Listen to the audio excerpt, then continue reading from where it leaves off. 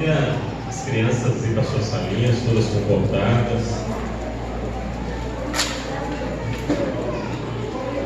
Nós adultos com a oportunidade de já estarmos com toda reverência a ouvirmos a palavra do Senhor. Feche seus olhos mais uma vez onde você está. Se desligue de tudo e desliga tudo que estiver perto de você. Vamos ouvir Deus falar. Feche seus olhos. Deus está querido, santo, maravilhoso. Nesse momento agora, Senhor, me coloco como instrumento, um vaso. Um vaso falho, Pai, mas que se esvazie agora para que Tu venha encher. Que verdadeiramente nós possamos ouvir a Tua voz essa noite. Vem falar aos nossos corações aquilo que tanto necessitamos ouvir, Senhor. Os Teus conselhos.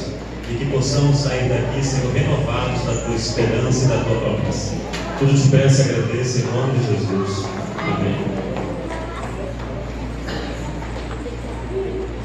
Queridos, semana passada, domingo passado, o pastor Roberto trouxe uma palavra profética falando sobre a volta de Jesus. Nós cantamos um hino tão lindo agora falando que Jesus virá. Mas, quando Paulo escrevia Coríntios, um texto que o pastor Roberto deu, mexeu muito comigo. Deus falou muito a respeito daquele texto e foi a semana inteira Deus trabalhando na palavra a respeito desse texto aqui, 1 Coríntios 15, 19. Nós falamos na lição lá no estudo, na quarta dos homens, na quinta-feira. E hoje Deus quer tratar algo com a gente a respeito disso. O texto diz assim: se a nossa esperança em Cristo se limita apenas a esta vida, somos mais infelizes de todos os homens. E é muito propício essa palavra que Paulo levou à igreja de Corinto, porque estava acontecendo isso na igreja. Ela estava sendo bombardeada por falsas doutrinas, ao qual levava as pessoas aquilo que elas estavam necessitando e precisando naquele momento. E como isso é bom para nós, isso é um bálsamo. Você está aflito, e a própria palavra de Jesus: vinde a mim os cansados e oprimidos, eu vos aliviarei. Mas a gente às vezes não compreende qual é esse alívio que Jesus vai dar. Então nós queremos vir à igreja e queremos escutar de Jesus aquilo que estamos ansiosos para escutar. Ele vai resolver todos os nossos problemas de qualquer setor que seja. Então a gente guarda e espera muito do Senhor nesse mundo tão atribulado, de tantas dificuldades que nós passamos, de tantas lutas. Nós acabamos de ver um irmão nosso aqui que está passando por uma luta, teve que sair do hospital. Nós temos o nosso irmão Érico, a nossa irmã Sueli, passando por problemas tão grandes, e cada um de nós, às vezes com problema no casamento, com os filhos, financeiro. E quando a gente fica ansioso, a gente quer receber isso, e às vezes espera em Cristo por aquele momento, por aquela solução. E Paulo vem falar isso, que quando nós esperamos em Cristo somente para isso, nós somos muito miseráveis, infelizes. E aí, por que disso? Por que nós somos tão infelizes quando esperamos isso? Porque nós estamos querendo de Cristo algo muito pequeno, algo muito efêmero que passa. Tudo passa nessa vida. O teu casamento vai passar, a tua saúde vai passar, as tuas finanças vai passar, tudo. O homem que ganhou muito dinheiro construiu, e ele falou para a alma dele: fique feliz agora, eu construí outro celeiro, agora nós estamos tranquilos. E Deus falou: tu é louco, eu vou requerer tua alma agora. E aí? Tudo passou, ele já não tem mais aquilo. E a gente fica buscando isso de efêmero, qual vocês são infelizes e miseráveis quando vocês querem essa resposta imediata. E aí nós ficamos assim. Então, se nós não devemos colocar nossa esperança aqui nesta vida a qual nós estamos vivendo, e a vida ao qual nos deixa ansiosos, e você vai ver Jesus falando: não fiquem ansiosos por esta vida, por coisa alguma dela. Se eu não tenho que colocar minha esperança em Cristo, eu vejo Jesus, eu vejo a igreja. Ou se Jesus é a igreja, não é a solução para o meu casamento, não é a solução para as minhas finanças, não é a solução para a minha saúde, então aonde que eu devo colocar essa minha esperança? Para mim não ser tão miserável, tão infeliz, como o texto sagrado vem dizer. E é sobre isso que nós vamos falar. Nós devemos colocar nossa esperança no novo céu. Como isso tem sido pouco falado e mencionado na igreja como um todo. Como essa promessa de eternidade: Deus amou o mundo de tal maneira que deu seu único Filho para todo aquele que nele crê não pereça, mas tenha uma saúde perfeita, dinheiro sobrando, casamento saudável. Não, vida eterna. Como nós não pensamos, não dimensionamos essa ideia de eternidade na nossa vida. Cristo foi preparar lugar para nós e prometeu voltar para nos levar para esse lugar maravilhoso. Como a gente não imagina, como a gente não vislumbra, como a gente esqueceu o novo céu que Deus tem guardado para cada um de nós, que Ele revelou. Abra suas Bíblias, na última página, nas últimas páginas da Bíblia, Apocalipse, os 2 últimos capítulos, capítulo 21 e 22, nós vamos lá no capítulo 21, a revelação, o final de tudo, quando Deus revela a João, o texto sagrado vai dizer assim, João falando, Deus revelou a ele, Jesus revela a ele, e ele diz, e vi um novo céu, e uma nova terra, porque já o primeiro céu e a primeira terra passaram, e o mar já não existe. E eu, João, vi a cidade santa, a nova Jerusalém, que de Deus descia do céu, adereçada como uma esposa ataviada para o seu marido. Essa é a nossa esperança, essa promessa, essa revelação que Deus fez a João. Essa é a nossa promessa que Jesus colocou para nós, uma nova realidade, uma nova dimensão, uma nova morada para nós, uma cidade santa, uma cidade que não tem falhas, ela é separada, um lugar onde não existe a possibilidade do pecado. Ele vai dizer assim no versículo 3, então ouvi grande voz vinda do trono dizendo, eis o tabernáculo de Deus com os homens, Deus habitará com eles, eles serão povo de Deus e Deus mesmo estará com eles. Não existe possibilidade de pecado, porque aonde Deus existe não há espaço para o pecado. Deus é santíssimo e nós vamos estar junto com Ele. É uma promessa tremenda, maravilhosa. E essa questão de nós vivermos lado a lado, isso traz um significado muito grande para a minha vida. Eu saber que eu vou estar num lugar perfeito, preparado, onde o próprio Deus vai estar e onde não tem pecado. Não há mais pecado. E aí isso me traz uma esperança muito grande e muda o significado do meu entendimento, porque eu percebo que tudo que eu sofro, ou tudo que eu sofri, tudo que eu choro, tudo que eu chorei, o próprio Deus, Ele vai enxugar os meus olhos. O próprio Deus enxugará. O texto diz assim, no versículo 4, Ele enxugará dos seus olhos toda a lágrima, todo o nosso sofrimento que nós passamos, tudo.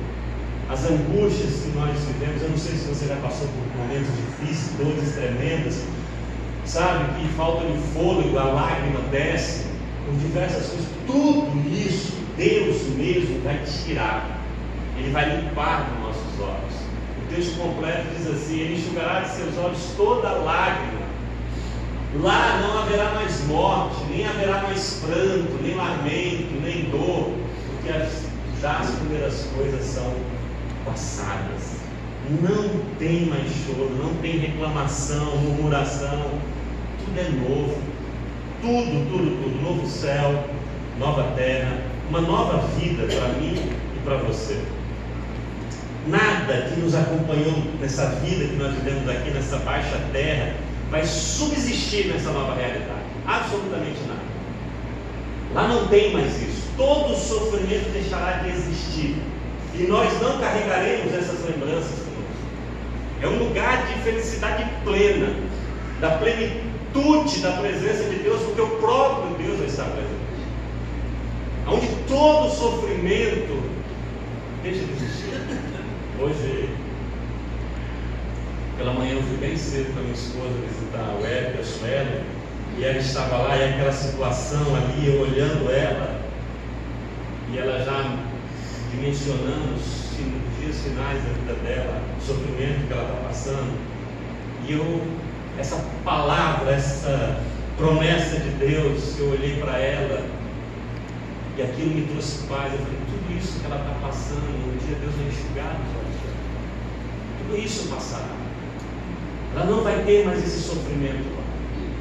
E isso, cada um de nós, nas nossas lutas, na nossa angústia, eu lembro da igreja primitiva, aqueles que foram perseguidos, aqueles que foram lançados aos leões para serem devorados, aqueles que foram queimados vivos, o fogo queimando eles, e eles ali por não negar a Jesus Cristo, toda aquela dor, todo aquele sofrimento, Deus enxugará, tirará. Não haverá mais nada daquela dor, nada daquele sofrimento. Apenas paz na presença de Deus. Nós não carregaremos mais nenhuma maldição conosco. Apocalipse 22 diz assim: já não haverá maldição alguma. O trono de Deus e do Cordeiro estará na cidade, e os seus servos o servirão. Não terá lembrança ruim daquele período. O próprio Jesus vai estar conosco dia e noite. Nós vamos viver lado a lado com Jesus, e Ele vai ser o nosso rei, o rei perfeito e verdadeiro. Um governo sem corrupção, um rei justo que é igual a mim e a você, que se faz igual. Isso faz toda uma diferença para nós. Porque eu vou morar num lugar assim, eu vou estar num lugar assim onde não vai ter ambição. Nós não vamos ambicionar por coisas materiais, por coisas de valor. Sabe por quê? Porque essa cidade, querida, ela é simplesmente de ouro puro. O muro é feito de jaspe e a cidade é de ouro puro, semelhante a vidro puro. Você vai estar rodeado de riquezas inimagináveis. Você vai ambicionar o quê? Se você vai viver no meio disso. Não tem ambição, não tem desejo, porque lá é tudo. É o ouro mais fino que existe, é tudo muito lindo, é tudo muito perfeito. É esse lugar que nós vamos estar habitando. E quando você, quando eu, quando nós, quando a igreja entende essa promessa e nela cremos,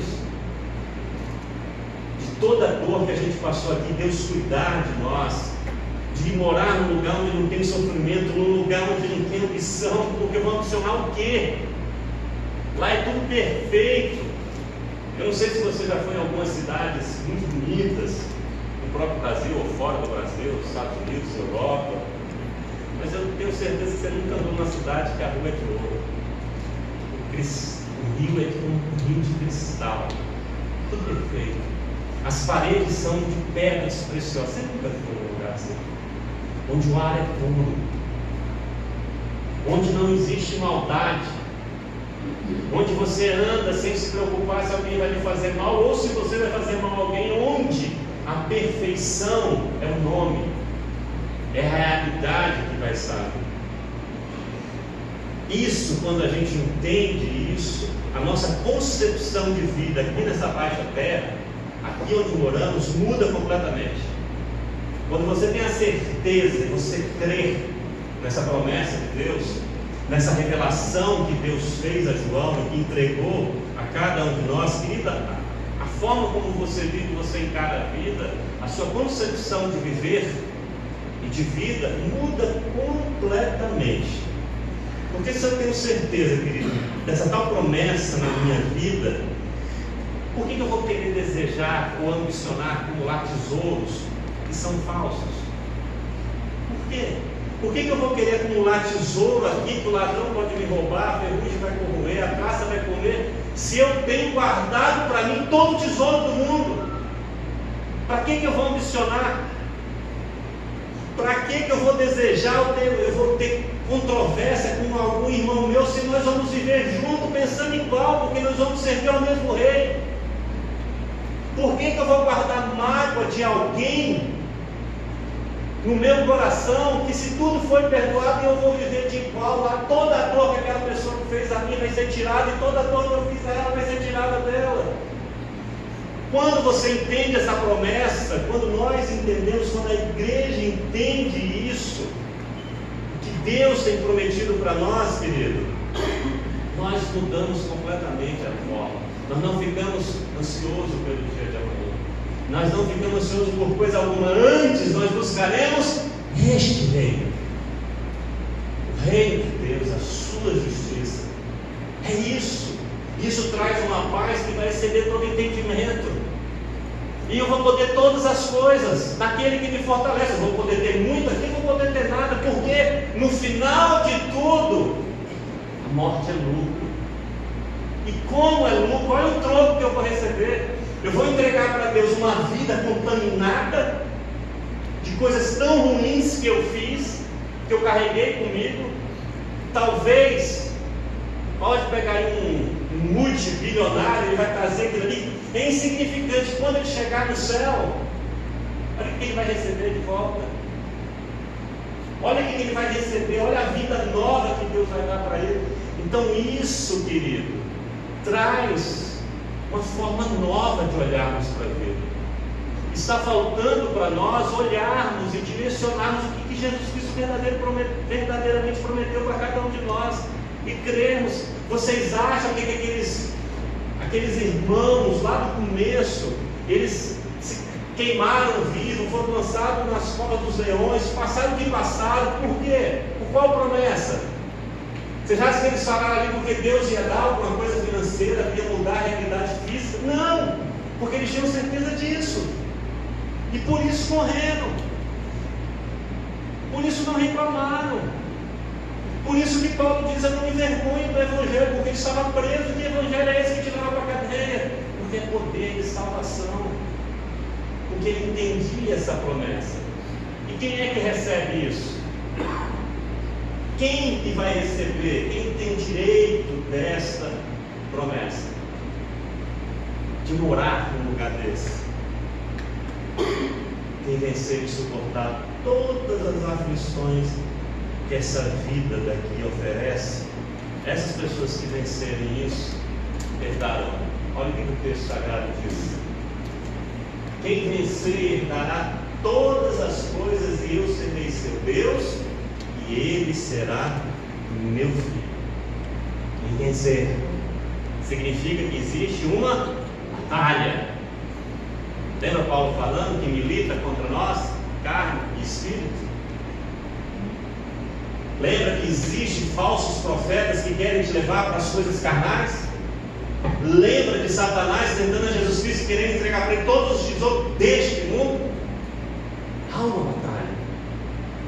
Há um enfrentamento que é colocado para cada um de nós. Mas o que é interessante é que nessa luta, nessa vitória, essa batalha, essa vitória que nós vamos ter, não vai depender das minhas forças e nem das obras que eu vou fazer, mas sim da fé que eu vou ter em Jesus Cristo. O texto sagrado em Apocalipse 22:14 diz assim: bem-aventurado aqueles que lavam as suas vestiduras no sangue do Cordeiro, para que tenham direito à árvore da vida e possam entrar na cidade pelas portas. Esses que creem em Cristo Jesus, que lavaram as suas vestiduras manchadas, sujas do pecado, o sangue de Jesus. Por que o texto diz que vão entrar pela porta? Porque no final vai ter muitos que vão tentar invadir a cidade santa. Quando Deus liberar Satanás depois de 1000 anos, ele vai corromper muitas pessoas, e essas pessoas vão querer entrar não pelo sangue de Jesus, não pela fé em Cristo, não pela fé em Deus, mas por outros lugares, e todos vão cair. Mas esses que lavaram as suas vestiduras no sangue do Cordeiro, estes vão ter o direito. E o que é lavar as suas vestiduras no sangue do Cordeiro? É crer em Cristo Jesus. E o que é crer em Cristo Jesus? Eu creio em Cristo Jesus, Senhor. Jesus diz: aqueles que ouvem essas minhas palavras, os conselhos de Jesus, e as praticam, este compara com o homem prudente que constrói a sua casa sobre a rocha, que é inabalável. Agora, se você ouvir e não praticar, querido, grande será a sua vida. Crer em Cristo Jesus é seguir Ele pelo caminho que Ele disse que você tem que andar, o caminho da misericórdia, da compaixão, do perdão eterno, da humildade, do compartilhamento, do negar-se a si próprio. Jesus andando por essa trilha e você não se dizendo nem direita nem para a esquerda. Isso é você crer em Jesus. Isso é se lavar no sangue de Cristo. É aí que está a vitória. E esse entendimento disso muda a minha concepção do meu relacionamento que eu tenho aqui. Completamente. Quando eu entendo que não é por mim, mas é por Cristo, pelo que Ele fez, eu começo a perceber que eu não sou nem melhor nem pior do que absolutamente ninguém. É Cristo em mim, é Jesus. Então a forma como eu olho para as pessoas já não é mais como os fariseus olharam para aquela mulher adulta. Porque não é o que ela faz ou o que ela deixa de fazer, mas é o que Jesus, que está aí do lado dela, faz. Quem de vocês não tem pecado? Todos têm. Aí a mulher fala, mas tu não, eu te perdoo. Não é, a vida dela foi salva não pelo que ela fez ou pelo que ela deixou de fazer, mas por Cristo Jesus. E isso muda a forma de nós convivermos um com o outro. Isso muda a forma de você conviver com a sua esposa e com o seu esposo, com o cônjuge.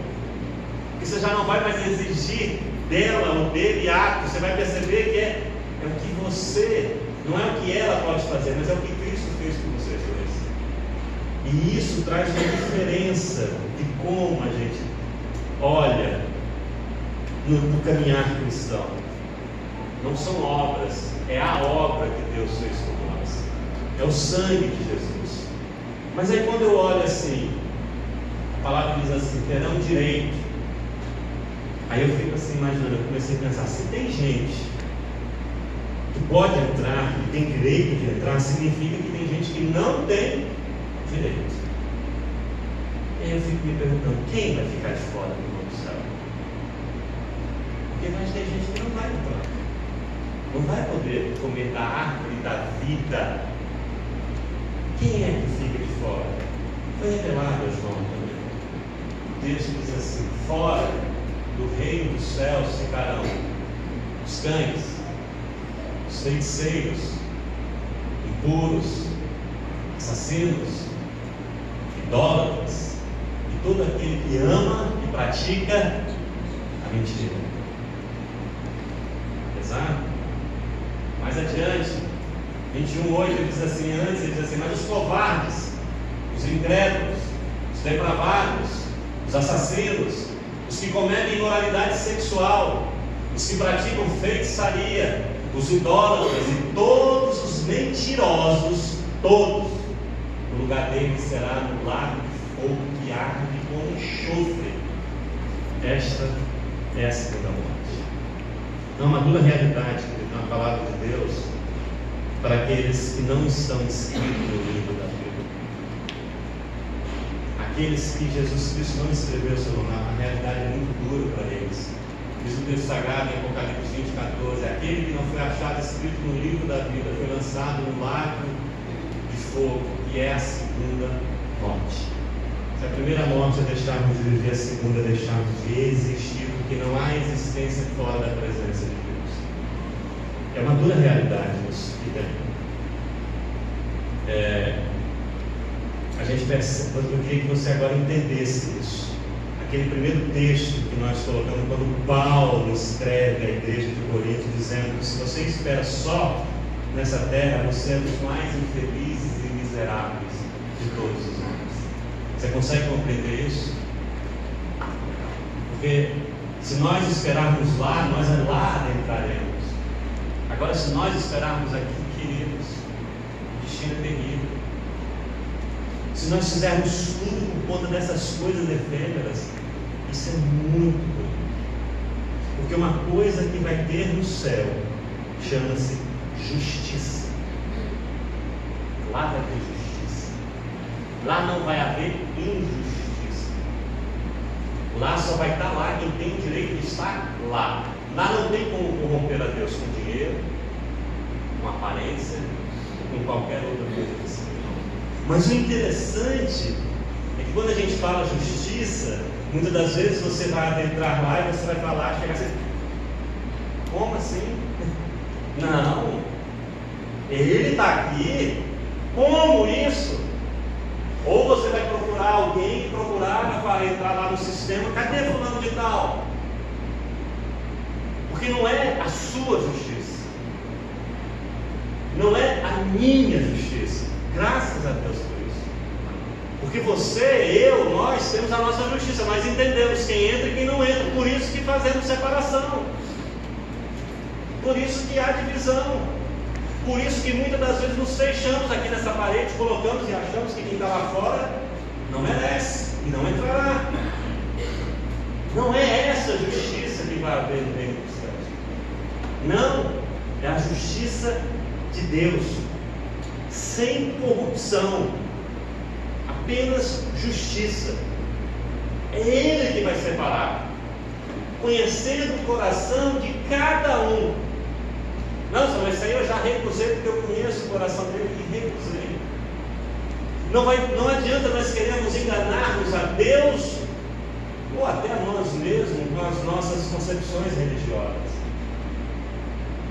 O que Deus coloca e o que Deus expressa, que não adianta você apresentar sacrifícios tolos a Deus, hinos, louvores, não é isso. O que Ele quer e o que agrada o coração de Deus é que o seu coração seja transformado quando você quebra o jugo em relação a outra pessoa, quando você divide o que você tem com quem não tem nada,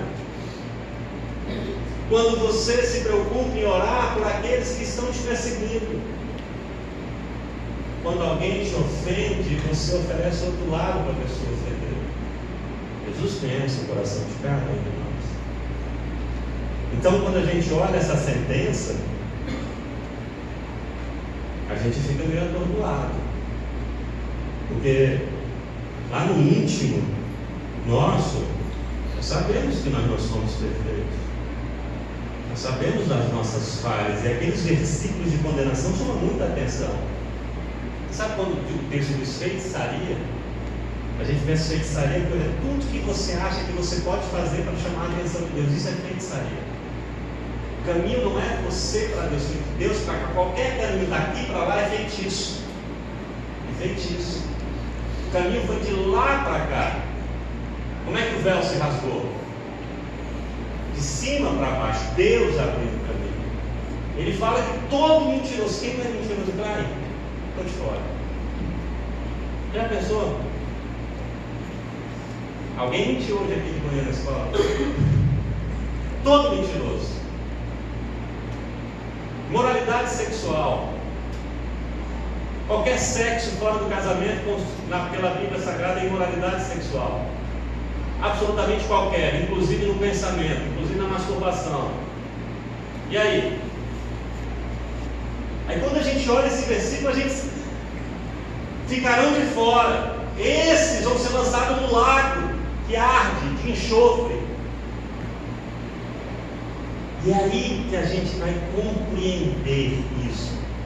Quem que não vai escapar? Quem que escapará? É aí que a gente entende. É os que são lavados não porque fazemos alguma coisa, é no sangue de Jesus. É por isso que nós precisamos entender essa promessa de Deus, entendermos o quesito que Deus coloca para entrarmos pelas portas, porque aí o que eu vou fazer? Eu vou me jogar aos pés de Jesus, porque eu sei da minha imperfeição, como Paulo diz. O mal que eu não quero fazer, se eu faço, e o bem que eu quero fazer, se eu não faço. Ele se lança na graça de Deus, no sangue do Cordeiro. Eu não fico apontando defeito e dizendo, olha, eu não faço como aquele ali, eu sou perfeito. Não, eu não sou imperfeito, eu preciso de ti, Jesus, porque eu sou mentiroso, os meus pensamentos são depravados. E aí o sangue do Cordeiro me cobre. E aí o que acontece? Nenhuma condenação há para os que estão em Cristo Jesus. Não há. Vai ser levantado, mas ele fala, não, mas ele está debaixo do sangue do Cordeiro. Não é mérito meu, não é mérito seu. E quando você entende isso, é porque você não vive por mérito. E não viver por mérito é não apontar um defeito por outro por mérito. É não fazer separação por mérito. Por que fulano de tal que faz isso ou aquilo não vai para o céu? Vão para o inferno. Porque eles fazem aquilo e você não faz? Não julgue para não ser julgado, porque com a medida que tu julgares, você vai julgado. Qual de nós estamos fora? Absolutamente todos que estão debaixo do sangue do Cordeiro, porque sobre esse nenhuma condenação há. Não é mérito meu, é a obra de Deus, é o sacrifício de Jesus. A nossa única participação é crer. E não tem condenação para os que creem. E crer é isso, é obedecer a Jesus. Por isso que Paulo diz que os homens que esperam de Cristo só nessa vida são miseráveis, infelizes, não sabem o que esperam. Mas quando nós abdicamos, quando nós sofremos, quando nós oferecemos outra face, quando apesar de todas as dificuldades, quando apesar da doença, o câncer ter comido de cima e embaixo, eu sobrar só um caco de telha, eu apenas glorificar o nome do Senhor, porque Ele deu e Ele tomou, e glorificado seja o nome do Senhor. Eu não murmurar, eu não reclamar, eu não ofender. E aí sim, essa promessa será cumprida na minha vida e na sua vida. É por isso que eu preciso compreender isso. É isso que me faz ser merecedor, estar debaixo do sangue, eu não fazer diferença entre as pessoas. Por isso, cuidado, querido, quando você vê alguém que a gente olha aos nossos olhos, a gente vê um pecado muito feio. Pô, a mulher foi pega no próprio ato. O que é isso? Nós já pregamos aqui. O negócio dela foi feio, estava tendo festa, o marido dela estava na igreja, ela aproveitou o momento para. Foi pego no ato. E aí, cuidado para você falar, isso vai para o inferno. Sabe quando a gente vê aquelas coisas lá em São Paulo, aquele monte de gente depravada fazendo coisas absurdas, vai queimar no fogo. Cuidado. Porque aquelas pessoas estão precisando que eu e você leve a palavra de Deus através das nossas vidas como exemplo da palavra de Deus. É isso. Não é apontar, não é fazer o papel de um fariseu, mas é como um publicano clamar a misericórdia de Deus. Como Deus ensinou a Jó, o teus amigos aí, vamos tudo. Não tem jeito para eles não, ora por eles. Deus falou que ele tinha que orar pelos amigos. Esquece a sua vida, ore por eles. Quando ele orou pelos amigos dele, a vida de Jó foi transformada. Renúncia. Isso nos faz merecedores. Nós entendemos que não somos merecedores. Aí nós estamos debaixo da graça. E aí sim nós vamos estar no novo céu. Aí sim, então querido, essa leve momentânea de sofrimento que você está tendo com o teu esposo, com a tua esposa, com a tua doença, com as tuas finanças, não há de se comparar com o novo céu. Não há de se comparar. É um negócio assim, não tem como explicar. João tentou explicar. E quando ele tentou explicar, ele falou, rapaz, e aí, João, como é que é? Não sei, lá é com as ruas como se fosse de ônibus cristal. Lá Deus está lá do lado, né? A gente vai estar junto com Ele. Ele chegou perto de mim, Ele enxugou todo o sofrimento que eu tinha. Olhe para essa promessa. Olhe para ela. Querido, o tempo já está chegando no fim. O reino que Jesus Cristo falou, era isso que João Batista pregava, chamando para arrependimento. É isso que Jesus fala quando ele começa o Evangelho. O tempo está cumprido e o reino de Deus está próximo. Arrependei-vos e crede no Evangelho. Para de buscar religiosidade, crer no que os outros falam. Creia no Evangelho, nas boas novas de Jesus. A palavra de Jesus Cristo. Sim, para de querer entender que esse ou aquele ato vai te levar para o inferno. O que vai te levar para o inferno é você estar longe desse sangue aqui. Não é mérito seu. Se depender de mérito, é um lago de fogo. Mas quando eu reconheço as minhas falhas, quando eu me reconheço como pecador e fico debaixo, porque é isso que o Evangelho me chama, e aí nesse reconhecimento eu começo a olhar para o outro como alvo do meu amor, como eu fui alvo do amor de Cristo, querido. Aí tudo isso muda na nossa vida. Eu não sei como você chegou aqui, eu não sei as lutas, as reclamações, as dificuldades, quando nós levamos a palavra lá na reunião dos homens, alguém chegou assim, pastor, mas quando a gente passa no final, não tem como não ficarmos preocupados. Lógico, nós somos responsáveis, mas isso não vai me tirar a paz. E eu vou sair lá fora e a pessoa pedir ajuda, já estou com os meus problemas. Não vou. Deus fez isso comigo hoje. Uma pessoa chegou e está ali. E aí, quando eu fui, eu sabia que eu tinha para ajudar. E não tinha. Porque eu falei, Deus, e aí? Não estou dando nem. Acabou, foi uma paz no coração. Por quê? Porque aquela pessoa está precisando de mim. Quem é que é por ela? Quem é que é por ela? E aí eu falei, mas quem é que é por mim? Deus. Aí você podia pensar, então Deus é por ela, sim, através de você. Quando você compreende a promessa, você espera nessa promessa, a sua vida é transformada. Se você espera em Cristo só nessa vida, querido, é só nessa vida. Simplesmente. E desculpe dizer, você é muito feliz. Desculpe dizer, você é miserável. Mas se você entende o novo céu, e você espera, e por isso nós clamamos, Maranata, ora vem, Senhor Jesus. Se nós ficamos como as noivas prudentes, aguardando a volta de Cristo, porque isso é um anseio nosso, você não tem medo mais da morte. Acabou. Acabou absolutamente. Nada nessa vida te apega mais aqui.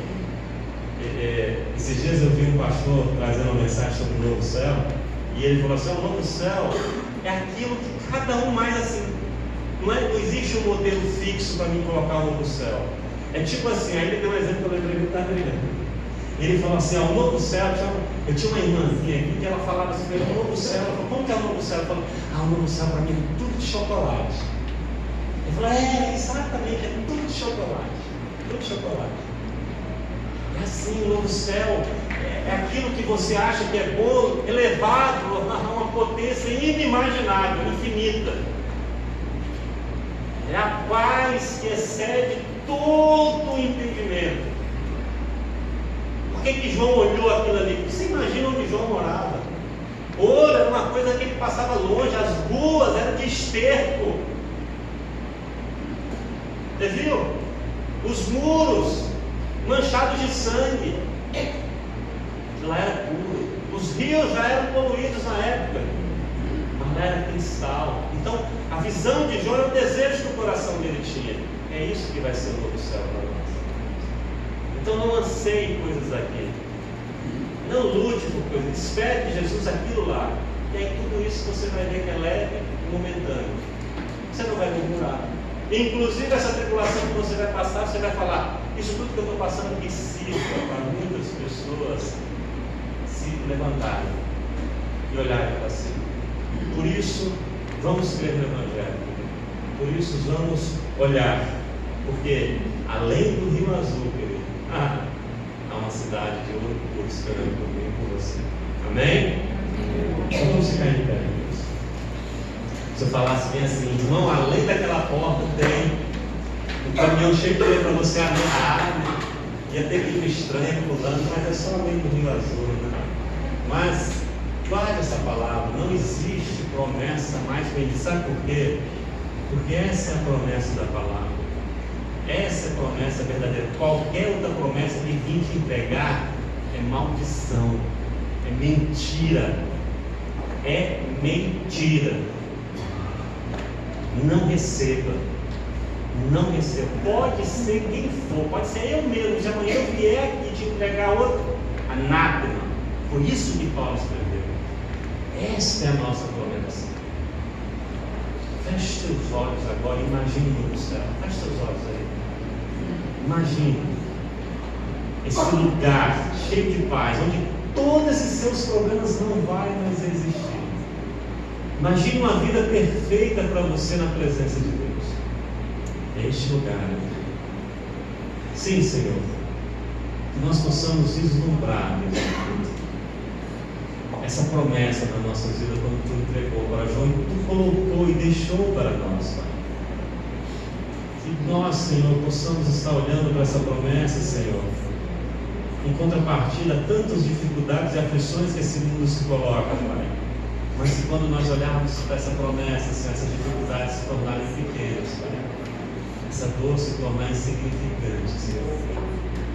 Porque quantas das vezes, Pai, nesse mundo, Senhor, nós somos machucados, somos atribulados. Quando nós vemos, Pai, uma irmã nossa padecendo, amiga, se envidando, sofrendo, As lágrimas descem nos nossos olhos porque não temos força, porque imaginamos que podemos entregar o melhor, mas Tu tem preparado já o melhor para ela. Como Tu tem preparado o melhor para cada um de nós, Pai. E a Tua promessa diz que Tu mesmo enxugarás dos nossos olhos todas as lágrimas, Pai. Esse lugar onde não vai ter mais briga entre marido e mulher, Senhor. Onde não vai ter mais problema com filhos viciados, Pai. Onde não vai ter mais distúrbio de sexualidade, Senhor. Onde não vai ter mais maledicência, Pai. Esse lugar perfeito que é a Tua presença, Senhor. É para aí que nós queremos ir, Senhor. É isso que nós ansiamos, que essa vida que nós temos aqui, essa dificuldade que nós temos aqui, sirva para pessoas serem alcançadas por Ti, Pai. Pessoas que estão perdidas sem essa promessa, Senhor. Pessoas que estão cavando atrás de um tesouro falso, Pai. Mentiroso. Que nós possamos, que a nossa vida possa ser um mapa desse tesouro verdadeiro, possa ser o Teu Evangelho, Senhor. Usa-nos a cada um de nós. E que verdadeiramente o novo céu seja uma realidade nas nossas vidas, na vida da Tua igreja. É o que eu te peço e te agradeço. Em nome de Jesus. Amém.